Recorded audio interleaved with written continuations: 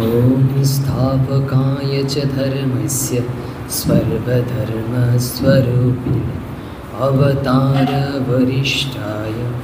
रामकृष्णाय ते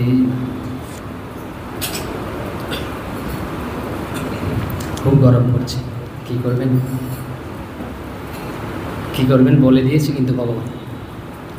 মাত্রা স্পর্শস্তু কন্তেয় শীতোষ্ণ সুখ দুঃখদা আগম পায়েনদ্য তাং স্থিতিস্বস্য ভারত। এই শীত উষ্ণ এগুলো হচ্ছে ত্বকের জন্য মাত্রা স্পর্শ। আর আগম পাইন, আগম মানে হচ্ছে আসবে আবার চলে যাবে, অনিত্য। তাহলে কী করতে হবে? সহ্য করতে হবে। সহ্য করবে, কারণ থাকবে না তো এগুলো। এখন খুব গরম লাগছে, কদিন পরে আবার ঠান্ডা লাগবে, তো সহ্য না করে তো উপায় নেই। এখন একজন জিজ্ঞেস করছে ভগবানকে, আরে সহ্যর তো একটা সীমা আছে, এমন গরম ভগবানকে দিতে হয়? সহ্য করতে করতে যদি মরে যায়? তখন ভগবান কি বলছে? না না, মরবে না। যে কেন? যে তুমি ভাবছ যে যেটা মরে যাবে, এই শরীর তুমি হাজার চেষ্টা করলেও টিকিয়ে রাখতে পারবে না, নষ্ট হবেই, যতই যত্ন করে রাখো না কেন। আর তুমি ভাবছো যেটা নষ্ট হবে না সেটা কিছু করে নষ্ট করা যাবে না, কাটা যাবে না, গরমে শুকানো যাবে না, শীতে ঠান্ডা করা যাবে না। সেটা হচ্ছে আমাদের ভিতরে যে সত্তা রয়েছে, ভগবত সত্তা। তাহলে কোনো কি বলে দুঃখ করার কোনো কারণ নেই। যেটা নষ্ট হয়ে যাবে, মরে যাবে, ওইটা ভাবার দরকার নেই। শরীরটা নষ্ট হবে, কিন্তু আমাদের ভেতরে যেটা এটা রয়ে যাবে। আর গরমটা তো চলে যাবে কদিন পরে। তো এখন আমাদের মূল বিষয় আছে ঠাকুরের বিষয়ে। তা আমরা দেখেছিলাম যে গত পাঠে যে শ্রীরামকৃষ্ণ কি ভগবানের নাম শুনলে, তারপরে ভগবানের নাম করলে, উচ্চারণ করলে সাথে সাথে সমাধিস্থ হচ্ছে। অর্থাৎ ভগবানের নামের যে চরম পরিণতি, চরম উন্নতি যেটাকে বলে, এটা তার জীবনে সর্বদা প্রকাশিত হচ্ছে। তো আমাদের জীবনে প্রকাশ ঘটানো দরকার। এখন আমরা বলতে পারি যে শ্রীরামকৃষ্ণ এরকম নামে এরকম হচ্ছে। শ্রীরামকৃষ্ণ বলছেন ভগবানের নাম করলে কী হয়, যে যত ধরনের কামনা আছে, বাসনা আছে, পাপ আছে, চলে যায়। বলছে কীভাবে? উদাহরণ দিয়েছে। বলছে সন্ধ্যার সময় না ভক্তদের আর কি, বলছে হাততালি দিয়ে ভগবানের নাম করবে, তাহলে কী হবে? বলছে পাখি আছে না, পাখি যেমন শব্দ করলে উড়ে চলে যায়, আমাদের ভিতরে যে অশুদ্ধতা, অপবিত্রতা আছে, এগুলো পালিয়ে যাবে। শ্রীরামকৃষ্ণ এভাবে বলেছেন। এখন শ্রীরামকৃষ্ণের এরকম অবস্থা হচ্ছে যে ভগবানের নামে যেটা সর্বোচ্চ পাওয়া, এটা সাথে সাথে উপলব্ধি হচ্ছে। আমাদের হচ্ছে না কেন? আমরা শ্রীরামকৃষ্ণকে জিজ্ঞেস করি না কেন? যে আমরা ধ্যান করতে বসি, জপ করতে বসি, কই আমাদের তো হয় না এরকম। বলছে ধ্যান বা জপ কীভাবে করতে হয়? শ্রীরামকৃষ্ণ নিজেই বলছেন, ধ্যান বা জপ কীভাবে করতে হয় জানিস? বলছেন যে পাশ মুক্ত হয়ে করতে হয়। পাশ মানে কি? বন্ধন। আবার বলেও দিয়েছেন পাশ কি কি। বলছে জন্মাবধি মানুষ ঘৃণা, লজ্জা, কুল, শীল, ভয়, মান, জাতি, অভিমান, এই অষ্টপাশে বদ্ধ রয়েছে। বলছে এগুলো মুক্ত হয়ে করতে হয়। তো আমাদের কোনো কোনো মহারাজ বলে থাকেন, আমরা যখন জপ ধ্যান করতে বসি না, তখন কি করা উচিত? মনের বাইরের দরজায় লিখে দেওয়া উচিত প্রবেশ নিষেধ। যে আমরা যাকে প্রবেশ করার অনুমতি দেব, সে ছাড়া অন্য কেউ প্রবেশ করতে পারবে না। আমাদের এখানে প্রবেশ নিষেধ বোর্ড লাগানো আছে, বুঝতে পেরেছেন? কেউ মানে না, ওদিক দিয়ে আরও বেশি দেখতেছে। আমাদের অবস্থাও এই অবস্থা, যতই বলি প্রবেশ নিষেধ সব ঢুকে পড়ে। এখন শ্রীরামকৃষ্ণ কীভাবে বলেছেন, ওনার জীবন থেকে আসলে সব বিষয়গুলো না আমরা শিক্ষা পেতে পারি, অভিজ্ঞতা লাভ করতে পারি। আমাদের কি করা উচিত, কোথায় কীরকম, আবার বুঝতেও ভালোভাবে ঠিক বুঝতে হবে, অর্ধেক বুঝলে হবে না। তো কীরকম আমরা দেখি শ্রীরামকৃষ্ণ কথাটা কোথায় বলেছিলেন। শ্রীরামকৃষ্ণ দক্ষিণেশ্বরে যে রয়েছে পঞ্চবটি, তখনকার দিনে যখন শ্রীরামকৃষ্ণের সাধন অবস্থা, সাধক ভাব, তখন কিন্তু পঞ্চবটিতে আশেপাশে খুব জঙ্গল ছিল। তো ওখানে একটু নিচু জায়গা ছিল, ওই নিচু জায়গা আরও খুব জঙ্গল, কবরডাঙ্গা বলা হয়। মানে পূর্বে ওখানে হয়তো কবরস্থান ছিল, ওখানে সব জঙ্গলের আর হচ্ছে ওইখানে নিচু জায়গায় একটা আমলকি গাছ ছিল। তো এই অবস্থা। তো শ্রীরামকৃষ্ণ রাতের বেলা ওখানে ধ্যান করতে যেতেন। তো হৃদয় দেখেছে যে শ্রীরামকৃষ্ণ ঠাকুর ওদিকে যাচ্ছেন। তো একদিন দেখলো, দুদিন দেখলো, তো একদিন পিছন পিছন গিয়ে দেখছে রাতের বেলা এই অন্ধকারে, যেখানে দিনের বেলাও মানুষ যেতে ভয় পায়, ওখানে তো মামা চলে যাচ্ছে। তো জিজ্ঞেস করারও সাহস পাচ্ছে না। তো পিছন পিছন গিয়ে দেখে মামা জঙ্গলের মধ্যে ঢুকে পড়েছে, আর সে আর ঢুকতে পারছে না ভয়ে। তো সে কী করবে, যেরকম আছে না ওই ঢিল, তারপর পাথর যেগুলো পাচ্ছে ওগুলো ওখানে ছুটছে জঙ্গলের মধ্যে। মামা বেরিয়ে আসে কিন্তু না, কোনো সারা শব্দ নেই, বেরিয়ে আসছে। তো পরের দিন সকালে জিজ্ঞেস করছেন, মামা এই রাতে তুমি ওই জঙ্গলে কোথায় যাও, কি করতে যাও? তখন শ্রীরামকৃষ্ণ বলছেন, আমি ওখানে ধ্যান করতে যাই। ধ্যান করতে যাও তুমি? এটা জিজ্ঞেস করতে জেনে নিয়েছি কি করতে যায়, তা একটু সাহস হয়েছে যে অন্য কিছু করতে যায় না। পরের দিন যখন ওখানে গেছে, রাতের বেলা যখন যাচ্ছে, হৃদয়ে পিছন পিছন যাচ্ছে, তো জঙ্গলে ঢুকে পড়েছে ঠাকুর। তো সে ঢুকতে সাহস পাচ্ছে না। তো একটু ভয়টা একটু কাটিয়ে বলছে, ঠাকুর তো এখানে, শ্রীরামকৃষ্ণ তো ওখানে, মামা তো ওখানে ধ্যান করতে যায়। গিয়ে দেখে কি শ্রীরামকৃষ্ণ পৈত, তারপর বস্ত্র মানে কাপড়টা খুলে রেখে তারপরে ধ্যান করতে বসছে। এখন হৃদয় বলছে, এটা কি ধরনের পাগলামি, ধ্যান করবে করুক, আবার কাপড় পৈতে খুলে রাখা কেন? গিয়ে একটা টিকটিক শিখিয়ে দেবে, এগুলো কিসের পাগলামি, একটা শিক্ষা দেবো যে কী করতে হবে আমি বুঝিয়ে দেবো, এসব করতে হয় ধ্যান করতে।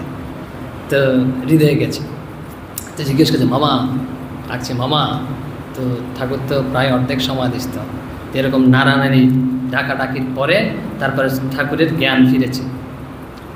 তখন বলছে যে কী ব্যাপার, তুমি এরকম যে ধ্যান করছো, যে কাপড় খুলে রাখতে হয়, বইতেটা খুলে রাখতে হয়?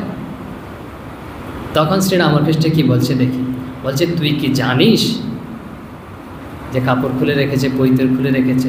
বলছে, তুই কি জানিস এই রূপে পাশ মুক্ত হয়ে ধ্যান করতে হয়?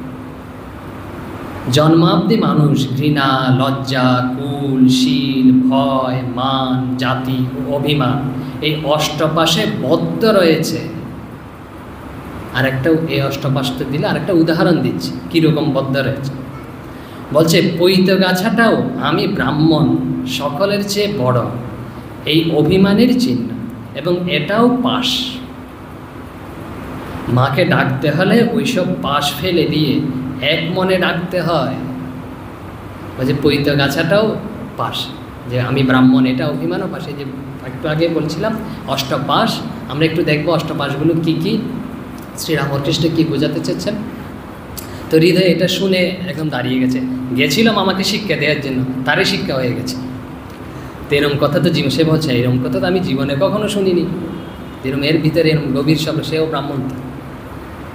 এখন দেখি অষ্টপাশ, ঠাকুর বলেছেন অষ্টপাশ কে কী। বলছে, ঘৃণা। ঘৃণা মানে কি আমরা জানি, অবজ্ঞা, দেশ। যখন আমাদের কোনো ব্যক্তির প্রতি বা কোনো বস্তুর প্রতি দেশভাব থাকে, তখন দেখবেন যখন আপনি জপ করতে বসছেন, ধ্যান করতে বসছেন, মনের কী অবস্থা, সবসময় এরকম বিক্ষিপ্ত হয়ে রয়েছে, কীরকম একটা ভাব। তো তার দ্বারা তার জপ ধ্যান হবে না।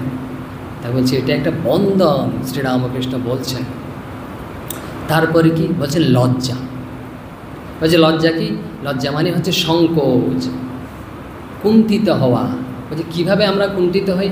কোনো একটা কাজ করা উচিত নয় বা কোনো একটা কথা বলা উচিত নয়, আমরা বলেছি, আবার মনে মনে ভাবছি ওটা যদি অমুক জানতে পারে তাহলে কীরম হবে। এই যে মনের এই ভাব হয়েছে, ওটাকে বলা হয় লজ্জা। তো এরম ভাব যদি মনে সবসময় থাকে, তাহলে কিভাবে আমাদের মন একাগ্র হবে? তবে এগুলির বিপরীতও আছে। শ্রীরামকৃষ্ণ কোনো কোনো জায়গায় বলেছেন, ঘৃণা। ঘৃণা করতে হয় কাকে করবি? বলছে, যেগুলি ঈশ্বর লাভের দিকে প্রতিবন্ধকতা সৃষ্টি করে ওই বিষয়গুলিকে ঘৃণা করবি।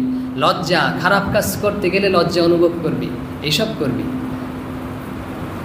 তো মোর ঘুরিয়ে দেয়া যাকে বলে। তারপর কি আছে? বলছে কুল। অষ্টপাশের মধ্যে আরেকটা হচ্ছে বন্ধন, কুল। কুল কি? কুল মানে জানেন বংশ, তারপরে হচ্ছে গোষ্ঠী, আমি খুব উচ্চ বংশজাত, এরকম যদি মনে থাকে, ওইটা একটা বন্ধন। তাহলে মন আর শান্ত হবে না। আর কি থাকে? জাতি। কুল জাতি কাছাকাছি মনে হচ্ছে, একই শব্দ মনে হচ্ছে, অনেক সময় ব্যবহার করা হয় সমার্থক হিসেবে, কিন্তু পার্থক্য রয়েছে। জাতি মানে কি? প্রথম হচ্ছে ব্রাহ্মণাদি যে বর্ণ রয়েছে, শ্রীরামকৃষ্ণ একটু আগে উদাহরণ দিল একটা, এই ব্রাহ্মণাদি বর্ণ জাতি, ব্রাহ্মণ, ক্ষত্রিয়, তারপরে বৈশ্য, শূদ্র, এই চতুর্বর্ণ। তো যারা ব্রাহ্মণ, তো উঁচু উঁচু বর্ণ আছে, তারা নিজেদের মধ্যে অভিমান থাকতে পারে যে আমি তো ব্রাহ্মণ, খুব পবিত্র, যে এরকম ভাব থাকলে শ্রীরামকৃষ্ণ দেখুন পৈতেটা খুলে রেখে ধ্যান করছে যাতে অভিমানটা না আসে। তা আমরাও কি পৈতে খুলে রাখবো যারা ব্রাহ্মণ? আসছি পরে বিষয়ে। শ্রীরামকৃষ্ণের জীবনে সব আছে, আমাদের কি করতে হবে না, শ্রীরামকৃষ্ণের জীবনটা দেখলেই বুঝে যাব কি করতে হবে কি করতে হবে না। আমরা আসছি পরে। তারপর কি? শীল। অষ্টপাশের মধ্যে আরেকটা হচ্ছে শীল। শীল মানে কি? শীল মানে হচ্ছে স্বভাব। আমাদের কতগুলো স্বাভাবিক প্রবণতা আছে, ইন্দ্রিয়ের প্রবণতা, যে উপনিষদে রয়েছে যে ভগবান ঈশ্বর আমাদের ইন্দ্রিয়গুলো বহির্মুখ করে সৃষ্টি করেছেন। পরাঞ্চি খানি ভেত্রীরা তস্মাদ স্বয়ম্ভু, এভাবেই বাইরের মুখ করে সৃষ্টি করেছে। আর যারা বুদ্ধিমান তারা সেই স্বাভাবিক প্রবৃত্তিটা যখন গুটিয়ে এনে ভিতরের দিকে করে, তখনই তারা তাকে দেখতে পায়। আমরা ধ্যান করার চেষ্টা করি, সবসময় বহির্মুখ মন, এটা হচ্ছে আমাদের স্বাভাবিক প্রবৃত্তি এবং স্বভাব। ওই স্বভাবটাকে পাল্টাতে হবে, আমাদের যেরকম স্বভাব সেটাকে হচ্ছে ওই জন্যই বলছেন শীল। শীলটাও একটা অষ্টপাশের মধ্যে বন্ধন। তারপরে কি? ভয়, আরেকটা বন্ধন। যে ভয় কি? ভয় মানে আপনারা জানেন শঙ্কা, ত্রাস, আতঙ্ক। যখন আমরা বসি না, তখন যদি এরকম মনে মনে ভয় থাকে, ত্রস্ত থাকি, সন্ত্রস্ত থাকি, আতঙ্ক থাকে, তাহলে কিভাবে মনে একাগ্র হবে দেখুন। তাহলে এগুলো ভয় ত্যাগ করতে হবে। তারপরে কি? মান। মান কি? মান বুঝতে পারছেন? একটু উদাহরণ দিলেই বুঝতে পারছেন। সম্মান, পূজা, আদর, এগুলো কামনা করা। আমাকে লোকজন খুব সম্মান করবে, তো মান দেবে, আমি অমুক জায়গায় গেলে কিন্তু আমাকে দিচ্ছে না, এরকম যখন মনে ভাব থাকে, আমি খুব মানি ব্যক্তি, তবুও কিন্তু হবে না। একটা খুব কথা আছে চৈতন্য মহাপ্রভুর, যেটা রাজা মহারাজ ব্রহ্মানন্দ মহারাজ ভক্তদের এবং সাধু ব্রহ্মচারীদের খুব বলতেন। বলছে তৃণাদপি শুনিছেন তরুরূপি সহিষ্ণু অমানীন মান দেন কীর্তনীয়া সদা হরি। বলছে কি? তৃণদপি শুনিছেন, বলছে তৃণের মতো নরম হোক। ঘাস কীরকম? ঘাস দেখেন, ঘাসের উপর যখন পা দেওয়া হয় না, ঘাসটা একদম মাটির সাথে লেপটে যায়, আবার যখন পা সরিয়ে নেয় তখন এরকম আবার উঠে যায়। কিন্তু আমাদের যদি এরকম মান খুব থাকে ভিতরে, আমাদের যখন কেউ কিছু বলে মাথা নোয়াবো না আমরা, এরকম। তো ঠাকুর বলেছে যে উঁচু জমিতে না জল জমে না, ওখানে ফসলও ভালো হয় না। নিচু জমিতে জল জমে, ফসলও ভালো হয়। যারা যেখানে প্রয়োজন সেখানে যদি নোয়াতে পারে মাথা, তাহলে কিন্তু তারাই ঠিক ঠিক ভক্ত। আর কি বলছে? তরুরূপী সহিষ্ণু না, বলছে তরু মানে হচ্ছে গাছ, গাছের মতো সহিষ্ণু হতে হবে, সহ্য করে যেতে হবে এরকম। এই যে গরম আমরা সহ্য করছি। তারপর কি? অমানী না মান দেনা, বলছে নিজে মান না আছে, আমরা তো মান চাই, আমাকে মানুক গনুক, বলছে নিজে মান চাওয়া যাবে না, কিন্তু মানই দেন, অন্যকে মান দিতে হবে। আর কীর্তনীয়া সদা হরি, সর্বদা ভগবানের নাম নিতে হবে সর্বশেষ। বলছে এইগুলো থাকলেই ভগবানের নাম নিতে পারবে ও, নাহলে পারবে না। কিন্তু যে এরকম হতে হবে। রাজা মহারাজ খুব বলতেন এই শ্লোকটা। তাহলে এটা কোথায়, কোনটা গেল? মান। তারপর আছে অভিমান। মান অভিমান কাছাকাছি মনে হচ্ছে না? অভিমান মানে হচ্ছে অহংকার, আমি একটা কিছু হয়েছি, এরকম অহংকার থাকে না, এই অহংকার। অভিমান মানে হচ্ছে অহংকার। তাহলে একটা ঘটনা বলি, স্বামীজি তুরিয়ানন্দ মহারাজের জীবনের ঘটনা আরও পরিষ্কার হয়ে যাবে। স্বামীজি তখন মুম্বাইতে রয়েছে, তো তুরিয়ানন্দ মহারাজ আর রাজা মহারাজ ব্রহ্মানন্দ মহারাজ তো পর্যটন করতে করতে ওখানে গিয়ে পৌঁছেছেন, আর খবর পেয়েছেন স্বামীজির কথা খবর পাওয়া মানে কি, যে ওখানে একজন সাধু এসছে, খুব এরকম বিদ্বান, খুব। তখন বুঝতে পেরেছে তখন ওইটা স্বামী বিবেকানন্দ ছাড়া আর কেউ নয়। তখন ওই এক ব্যারিস্টারের বাসায় রয়েছে স্বামীজি, ওখানে গেছে এই তুরিয়ানন্দ মহারাজ আর রাজা মহারাজ। তো স্বামীজি বসেছিলেন, তুরিয়ানন্দ মহারাজ আর রাজা মহারাজ যখন ঢুকছেন, দূর থেকে দেখতে পেয়েছে স্বামীজি দূর থেকে দেখতে পেয়ে উঠে গিয়ে দৌড়ে গেছে তাদের সামনে দৌড়ে গিয়ে এই শ্লোকটা বলেছিলেন। কী শ্লোকটা বলেছিলেন? বলছে অভিমান আমরা না, বলছে অভিমানং সুরাপানং গৌরবং ঘোররৌরবং প্রতিষ্ঠা সুকরি বিষ্টা ত্রয়ং ত্যক্ত্বা সুখী ভবে। ওই যে তিনটা ত্যাগ করলে সুখী হতে পারবে। আমরা সুখ চাই, তো সুখ তার বাজারে কিনা পাওয়া যাবে না। যেরকম এখন ঠান্ডা যেমন কিনা পাওয়া যায়, একটু ঠান্ডা খেলাম ঠান্ডা হলাম, এরকম সুখ একটু খেলাম একটু সুখী হলাম, এরকম তার কিনা পাওয়া যায় না। বলছে সুখী হতে হলে কি করতে হবে, বলছে সুখী ভাবে। বলছে অভিমানং সুরাপানং, এই অভিমানের কথা হচ্ছিল। কেউ কেউ এটাকে অহংকার বলে থাকে, অহংকারং সুরাপান। অভিমান মানে হচ্ছে সুরাপান, সুরাপান মানে হচ্ছে মদ্যপান করা। মদ্যপান করলে আমাদের কি অবস্থা হয়, কি করছি কি করছি না এই জ্ঞান আমাদের থাকে না, আবল তাবল হয়তো বকতে থাকে। তো এরকম যখন খুব অভিমান অহংকার হয় না, সে যা বলে না সব আবল তাবলই বকে। তার জন্য যেমন ক্ষতিকর, অন্যের জন্য তেমন ক্ষতিকর। এই জন্য বলছেন অভিমানং সুরাপান গৌরবং ঘোররৌরবং। গৌরব, আমরা অনেক সময় গৌরব করি, প্রশংসা করি। বলছে ঘোররৌরবং, রৌরব মানে হচ্ছে নরক। বলছে এরকম গৌরব করা মানে হচ্ছে নরকগামী হওয়া। প্রতিষ্ঠা শুকরের বিষটা, আর প্রতিষ্ঠা হচ্ছে শুকরের বিষটা, শুকরের পায়খানা। আর কি বলছে এই তিনটা যে এক ত্যাগ করতে পারছে সেই হচ্ছে সুখী বাবা, সেই সুখী হবে। এই অহংকার হচ্ছে এরকম, অহংকার ত্যাগ করতে হবে। আমরা যদি সুখ চাই, মনকে শান্ত করতে চাই, সংসারেও যদি সুখ চাই, তাহলে ত্যাগ করতে হয়। স্বামীজি উঠে গিয়ে এই কথাটাই প্রথম বলেছিলেন। তো অভিমান।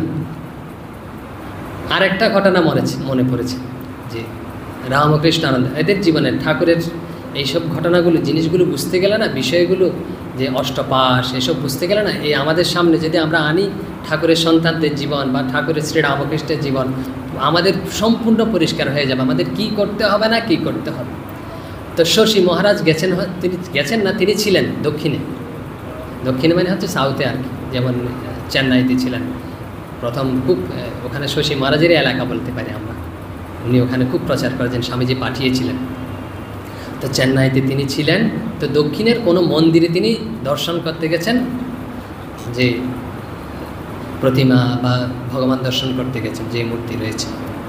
তো ওখানে না একটু কঠোর, যে ব্রাহ্মণ ছাড়া গর্ভগৃহে কাউকে ঢুকতে দেবে না, গর্ভ মন্দিরে ব্রাহ্মণ ছাড়া ঢুকতে দেবে না, যদিও সন্ন্যাসী অমুক সমুক। তো শশী মহারাজ ঢুকবেন আর কি গর্ভ মন্দিরে। তো ওখানে যে পুরোহিত রয়েছে জিজ্ঞেস করছে দাঁড়িয়ে, সামনে দরজায় দাঁড়িয়ে, আপনি কি ব্রাহ্মণ? তখন শশী মহারাজ এরকম দৃষ্টিতে তাকিয়েছে। আমরা স্বাভাবিকত কী হবে, আমাদের যদি কেউ এরকম প্রশ্ন জিজ্ঞেস করে, ঢুকতে বাধা দেয়, তাহলে ক্রোধিত হব। আমাকে চিনিস? আমার নাম অমুক, আমি কার অমুক সন্তান, অমুক সমুক, আমার এরকম বড় বড় লম্বা হাত আছে, এরকম মনে মনে আমাদের আসবে। তো শশী মহারাজের ভাব দেখুন, এই যে বললাম অষ্টপাশ একদম যে নেই, এগুলো সব প্রকাশিত হবে। ওই যে পুরোহিতের দিকে তাকিয়েছে প্রসন্ন দৃষ্টি, শান্ত প্রসন্ন দৃষ্টিতে তাকিয়েছে তার দিকে। আর তাকিয়ে যে কথাটা বলেছে, ওই কথাটাতে তার মধ্যে যে অহংকার নেই, শীল নেই, কুল নেই, জাতি নেই, জাতিত্ব অভিমান নেই, সবগুলো প্রকাশ পাবে। তিনি বলছেন, পুরোহিতের দিকে প্রসন্ন দৃষ্টিতে তাকিয়ে বলছেন, নাহং মনুষ্য ন চ দেব যক্ষ ব্রাহ্মণ ক্ষত্রিয় বৈশ্য শূদ্র ন ব্রহ্মচারী ন গৃহী বানস্ত ভিক্ষুর্ন চাহং নিজ বোধ স্বরূপম। দেখুন, বলছে আমি মানুষ নই। ওর দিকে প্রসন্ন দৃষ্টি থাকে, তুমি আমাকে ব্রাহ্মণ কিনা জিজ্ঞেস করছো? আমি তো মানুষ নই। তারপরে বলছে কি, মানুষ না হলে তুমি তো দেবতা, এরকম কেউ হবে? বলছে ন চ দেব, আমি দেবতাও নই। ওই যক্ষ মানে হচ্ছে খুব ধনবান ব্যক্তি, ধন থাকলে খুব অহংকার থাকে, টাকা পয়সা দিয়ে অনেক সময় দর্শন করা যায়। বলছে আমি এরকম যক্ষও নই। আর কি তাহলে কি থাকতে পারে? ব্রাহ্মণ কিনা জিজ্ঞেস করেছিল। বলছে ব্রাহ্মণ ক্ষত্রিয় বৈশ্য শূদ্র, আমি ব্রাহ্মণ ক্ষত্রিয় বৈশ্য শূদ্র এদের মধ্যে কেউই নই। তুমি কে? সাধুর মতো ড্রেস দেখা যাচ্ছে, পোশাক দেখা যাচ্ছে। ন ব্রহ্মচারী, আমি ব্রহ্মচারীও নই। তাহলে কি তুমি ব্রহ্মচারী নয়? তা নিশ্চয় গৃহী। বলছে ন গৃহী, আমি গৃহীও নই। তাহলে কি তুমি প্রাণপষ্টি, মানে যারা সংসার ছেড়ে চলে যায়, বনে চলে যায়, যে বয়স হয়ে গেলে বলছেন আমি বানপ্রস্থীয় নই। তাহলে কি তুমি সন্ন্যাসী? বলছেন ভিক্ষুর না, আমি সন্ন্যাসীও নই। যে তুমি কে? বলছে আমি অহং নিজ বোধস্বরূপ, আমি হলাম নিজের বোধস্বরূপ, পরমাত্মা, প্রত্যেকাত্মা স্বরূপ। এটা বলেই উনি ঢুকে পড়েছে।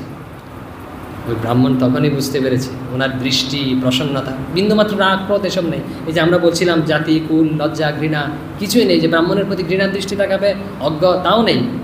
তারপর বলছে আমি ব্রাহ্মণ, আমি উচ্চ বংশজাত, এইসব কোনো অনুভূতি নেই, নিজের স্বরূপে প্রতিষ্ঠিত। এই হচ্ছে দেখুন, এরম আমাদের হতে হবে। এগুলি হচ্ছে আদর্শ।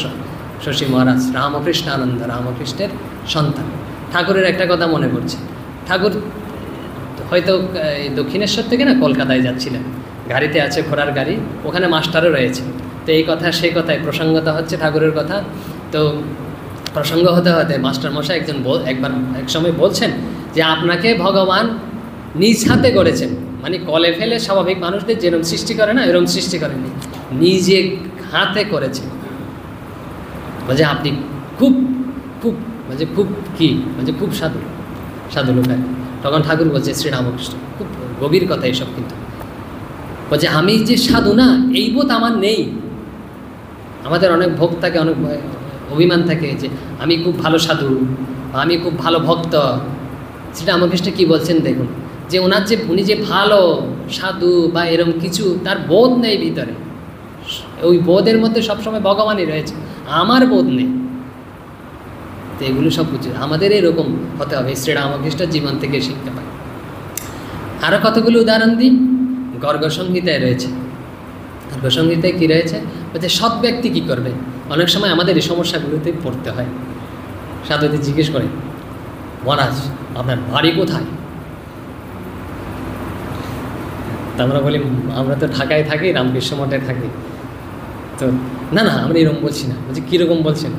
তো এরকম সব জিজ্ঞেস ছাড়বে না, জিজ্ঞেস করতে আমরা এক সময় বলি আপনি কি যাবেন দিন, বলি যে যেয়ে থাকেন সব লিখে দিই। তো এরকম সব জিজ্ঞেস করতে থাকে। তো দেখুন কী হওয়া উচিত, কী করা উচিত, সংহিতা রয়েছে। বলছে সৎ ব্যক্তি, সাধু ব্যক্তির কী হওয়া উচিত। বলছে নাম গোত্রাদিচরণং দেশং কালং শ্রুতং কুলম পয়খ্রীতং ব্রতংশীলং। বলছেন ক্ষেপয়েন নৈব সত্যুতে। বলছে সৎ ব্যক্তি এগুলো ক্ষেপণ করবে না, অপ্রয়োজনে বলবে না। বলছে কী বলবে না? বলছে নাম বলবে না। কীরকম নাম বলি আমরা? আমাদের প্রয়োজন নেই নাম বলার। ওখানে বলছে আমাকে চিনো, আমি তো অমুক। তেরকম একটা ঘটনা মনে পড়ছে। তো ইয়েতে যায় না, বিভিন্ন জায়গায় আমাদের লাইনে দাঁড়াতে হয়। ধরুন ফ্লাইটে গেলেন, লাইনে দাঁড়াতে হবে, যে এইসব ইমিগ্রেশন এসব করতে। তো একজন লাইনে দাঁড়িয়েছে। তো সে খুব কী বলে ভিআইপি ব্যক্তি আর কি। তো সামনে গিয়ে বলছে আমাকে একটু আগে করে দিন, যে প্রথম যাতে যেতে পারি। তো যে কাজ করছে সে জিজ্ঞেস করছে কেন আগে করে দেবো, আপনি সবার সাথে গিয়ে একই সাথে লাইনে দাঁড়ান। বলছে যে আপনি আমাকে চিনেন? ও ওই বলছে, লোক বলছে আপনাকে চিনেন না? বলছে আমার নাম জানেন? ওই আপনি নাম জানেন না? তা আপনার নামও জানেন না, আপনি নিজেকে চিনেনও না, তাহলে আপনি কে? তার ঠিক আছে, আমি একটা অ্যানাউন্স করছি।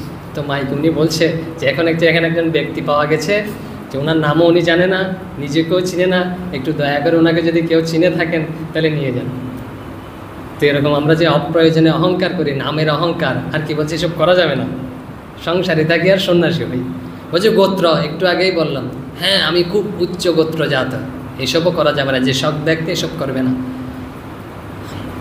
আর কি দেশং, আমি শুধু অমুক জায়গার, কালং, আমি শুধু অমুক সময়ের, শ্রুতং মানে হচ্ছে আমি খুব অধ্যয়ন, মানে হচ্ছে আমি খুব লেখাপড়া জানি, আমার এতগুলো সার্টিফিকেট আছে, এত ডিগ্রি আছে আমার, আমাকে জানো আমার এত ডিগ্রি আছে। তো বলছেন এখানে বলছেন ওই শাস্ত্রে এটাও করা যাবে না অপ্রয়োজনে। তারপর কি কুলম, কুল শব্দ একটু আগে গেল, কুলও খ্যাপন করা যাবে না। পয়ঘৃতং, পয় মানে হচ্ছে দুধ, ঘৃত এসব উল্লেখ। পয়ঘৃত কেন আসলো? আসলে আগের দিনে না সম্পদ ছিল এরকম, কার কত বেশি দুধ হয় গরুই সম্পদ ছিল, কার কত বেশি ঘি হয় এসব সম্পদ ছিল। মানে আমাদের যুগ অনুযায়ী কার কত বেশি সম্পদ আছে অযথা এটাও বলা যাবে না। ব্রতং, আমরা অনেক সময় বলি যে আমি শিব চতুর্দশী ব্রত করি, যা করি না খুব ইয়ে করে বিজ্ঞাপন করে বেড়াই, আমি খুব একাদশী করি।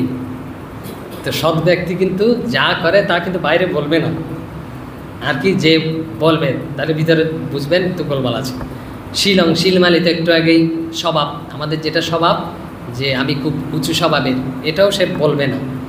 এসব যে খ্যাপন করে বলে থাকে সে হচ্ছে সৎ ব্যক্তি নয়। সৎ ব্যক্তি যে সে এসব ভিতরে গোপন রাখবে, যেখানে প্রয়োজন সেখানে বলবে। আরও আছে বলছে ভক্তির কণ্ঠক, ভক্তির হানি কিভাবে হয়, বলছে জ্ঞাতিং বিদ্যাং মহত্তঞ্চ রূপং যৌবনমেব চ যত্নেন পরিবর্জয়েত পঞ্চৈতে ভক্তি কণ্ঠকা। এই পাঁচটা হচ্ছে ভক্তি হতে দেয় না, ভক্তির কণ্ঠ।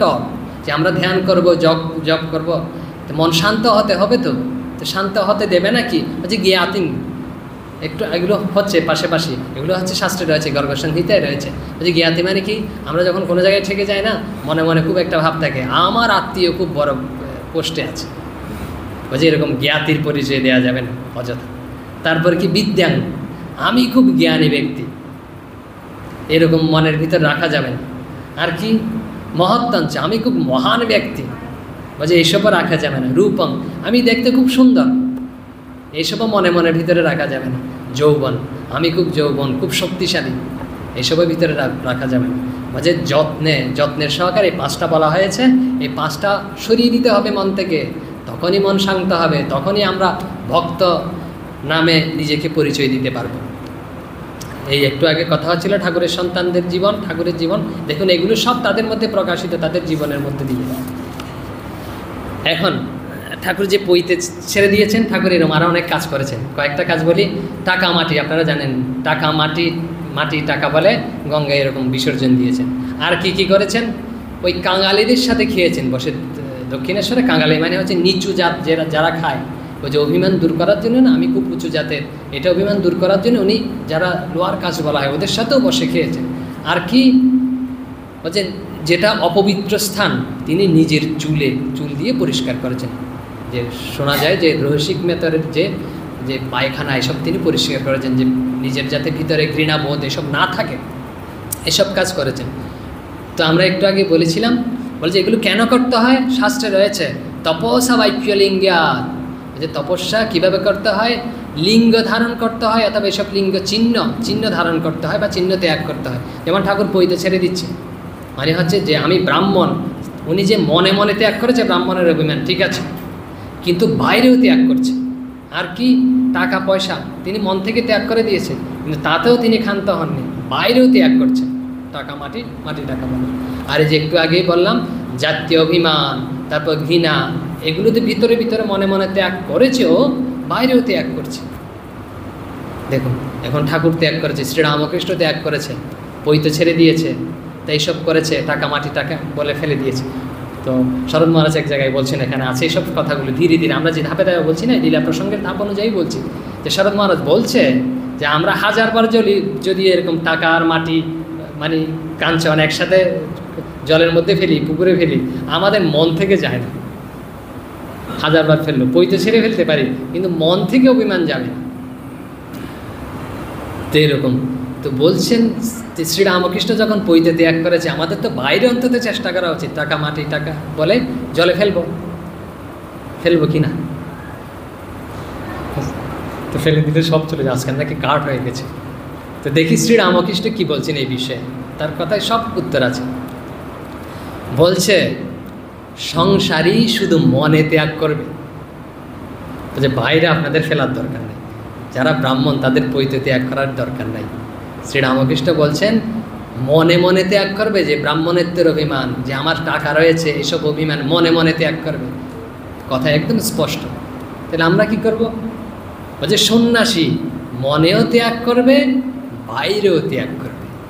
আমাদের বলছে বাইরেও ত্যাগ করতে হবে, মনেও ত্যাগ করতে হবে। যাদের সমস্যা ছিল সব প্রশ্নের উত্তর পেয়ে গেছেন তার কথায়। এখন আমরা বলি আরে ত্যাগের কথা যখন আসে না, বুকে একদম দুপ করে উঠে। সব কিছুতে ঠিক আমরা যখন এটা ছাড়তে বলে, এটা ধরতে বলে, খুব একটু কিরম হয়ে যায় ভিতরে। তা আমরা তো পারছি না, তাহলে কি আমাদের দ্বারা জব ধ্যান হবে না? তাও আবার শ্রীরামকৃষ্ণের পরের ধাপে রয়েছে। শ্রীরামকৃষ্ণ প্রথমে কি বলেছেন, এরকম অষ্টপাশ যখন থাকবে তার ধ্যান হবে না। তো অষ্টপাশ কিভাবে ত্যাগ করবে তিনি এরকম দেখিয়েছেন, যে তিনি পৈত ত্যাগ করেছেন, তারপরে জাতির অভিমান ত্যাগ করেছেন, কাঞ্চন ত্যাগ করেছেন, এসব সব ত্যাগ করেছেন তিনি, বাইরেও ভিতরেও। আর আমাদের বলছেন যারা সংসারে রয়েছে তারা শুধু মনে ত্যাগ করবে, বাইরে ত্যাগ করার দরকার নেই। আর যারা সন্ন্যাসী রয়েছে তারা মনে বাইরে দু জায়গায় ত্যাগ করবে।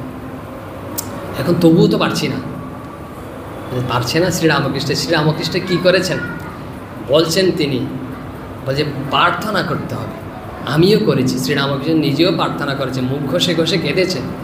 বলছে তাহলে প্রার্থনা আমরা কীভাবে করব ভগবানের কাছে, তাও দেখিয়ে দিচ্ছি।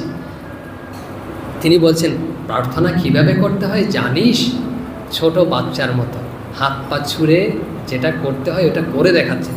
কি করছেন আমরা একটু দেখি, কি তিনি তার মুখের কথাই বলি হুবহু তিনি প্রার্থনা করছেন।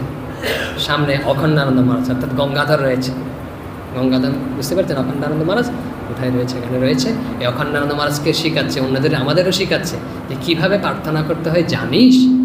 বলছেন মা আমায় জ্ঞান দে, ভক্তি দে, আমি কিছুই চাই নে মা, আমি যে তোকে ছাড়া থাকতে পারি না মা, আমি ধন জন ভোগ সুখ কিছুই চাই না, আমায় দেখা দে। কেন দেখা দিবি না, অমুককে দেখা দিয়েছিস, আমাকে দিতেই হবে। অন্য জায়গায় বলছেন হে জগন্নাথ আমি জগৎ ছাড়া নই গো নাথ। তার মানে হচ্ছে ভগবান এতে জগৎ সৃষ্টি করতে, তিনি জগতের নাথ, আমি তো জগতেই রয়েছি। তো আমি কি, তুমি আমাকে সৃষ্টি করেছ, তো কেন তুমি আমাকে অবহেলা করবে, তোমাকে তো আমার কোনো একটা ব্যবস্থা করতেই হবে। এরমভাবে তিনি প্রার্থনা করতেন। তো চৈতন্য মহাপ্রভুর খুব সুন্দর প্রার্থনা আছে, এগুলো ঠাকুরের সন্তান রাজা মহারাজ বলতেন, একই রকমের প্রার্থনা, খুব সুন্দর সব প্রার্থনা। একটু উল্লেখ করে বলছেন ন ধনং ন জনং ন সুন্দরিং কবিতাঙ্গা জগদীশ কাময় মম জন্মনি জন্মনীশ্বরে ভবতাদ ভক্তির অহেতুকিত্বই। কিরম প্রার্থনা দেখুন, ন ধনং ন জনং, আমি ধন চাই না, জন চাই না, লোকমান্য চাই না, ন সুন্দরিং, সুন্দরী স্ত্রীও চাই না, ন কবিতাং, কবিত্ব শক্তি, ভালো বলা, কোনো কিছু ভালো লিখতে পারা, ভালো জ্ঞানী কবি হওয়া, এরম আমি চাই না। তাহলে কি চাও তুমি? বলছে জগদীশ, হে জগতের ঈশ্বর, মম জন্মনি জন্মনীশ্বরে, বলছে এক জন্মে নয়, আমার, মম মানে আমার, জন্মনি জন্মে জন্মে, হে ঈশ্বর ভবতাৎ ভক্তির অহেতুকৃত্য, তোমার পাদপদ্মে যেন অহেতুকি ভক্তি হয়, কোনো হেতু ছাড়া, হেতু মানে হচ্ছে কারণ, এই কারণে আমি তোমাকে প্রণাম করছি, ভক্তি করছি, এরকম কোনো কারণ যেন আমার মনে না আসে, এরকম অহেতুক ভক্তি চাই। আরও তিনি প্রার্থনা করতেন, এগুলো আমাদের খুব পছন্দ, এই জন্য একটু শোনাচ্ছে, যে নিজের জন্যই নিজেরও যাতে এরকম হয়। বলছি ওই নন্দতনুজ কিঙ্করং পতিতং মা বিষমে ভবাম্বুদে কৃপয়া তব পাদ পঙ্কজ স্থিত ধুলিশ দৃশ বিচিন্তে। একদম শ্রীরামকৃষ্ণের জীবন এই প্রার্থনাগুলো। বলছেন ওই নন্দতনুজ, বলছে হে ঈশ্বর, হে ভগবান, কিঙ্করং, আমি হলাম তোমার দাস, পতিতং, আমি পড়ে গেছি, কোথায় পড়ে গেছি সবাই, বিষমে ভবাম্বুদে, বিষম ভব সমুদ্রে, এই সংসার সমুদ্রে পড়ে গেছে। এই তুমি যে বলছো আমাকে এইসব মন নিয়ন্ত্রণ করতে, ত্যাগ করতে, কিছুই আমার সামর্থ্য নেই করার, তো তুমিই করবে, কি করবে? ভব সমুদ্রতে পড়ে গেছি, কৃপয়া, কৃপার দ্বারা, বলছে তব পাদ পঙ্কজ স্থিত, তোমার যে পাদের যে ধূলিকণা, পাদপদ্মে যে ধূলিকণা, এই ধূলিকণার সদৃশ আমাকে মনে করে, সেরকম মনে করে আমাকে এই ভব সমুদ্র পার করে দাও। কিভাবে? আমরা যখন হাঁটি না, অনেক ধুলা আমাদের পায়ে লাগে, এখান থেকে ওখানে স্থানান্তরিত হয়। তো ভগবানের কাছে প্রার্থনা করছে আমাকে বিশেষ কিছু মনে করার দরকার নেই, এ পায়ের ধুলার মতো মনে করেই আমাকে এরকম স্থানান্তরিত কর। শ্রীরামকৃষ্ণের যে জীবন, শ্রীরামকৃষ্ণ বলছেন এরকম মুখ ঘষে ঘষে প্রার্থনা করেছে, কেঁদেছে, কিভাবে প্রার্থনা করতে হয় আমাদের শিখিয়েছে, যে না পারলে এভাবে প্রার্থনা কর। দয়া করো, কৃপা করো। এই প্রার্থনাও তিনি শিখিয়েছেন। ওম শান্তি শান্তি শান্তি। হরি ওম তৎসৎ। শ্রীরামকৃষ্ণার্পণমস্তু।